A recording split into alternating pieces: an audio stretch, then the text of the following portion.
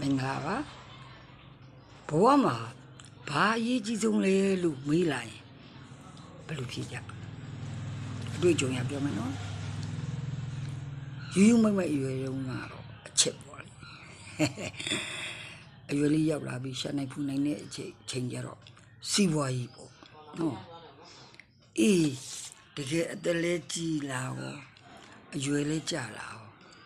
ဘာအရေးကြီးဆုံးလဲဆိုတော့ကျမ်းမာရေးဖြစ်လာအဲ့ဒါတကယ်တော့မှားတယ်ကွာအရွယ်သုံးပါးစလုံးအရေးကြီးဆုံးကကျမ်းမာရေးပဲဘာလို့လဲသိလားကျမ်းမာရင်ဘာမှမလုပ်လို့အကုန်ရတယ်ပညာလဲရှာနိုင်တယ်စီးပွားလဲရှာနိုင်တယ်တရားလဲရှာနိုင်တယ်မကျမ်းမာရင်ဘာမှလုပ်လို့မရဘူးနော်ပညာသင်ခြင်းလို့လဲတက်ခြင်းလို့လဲမရဘူးစီးပွားရှာခြင်းလို့လဲမရဘူး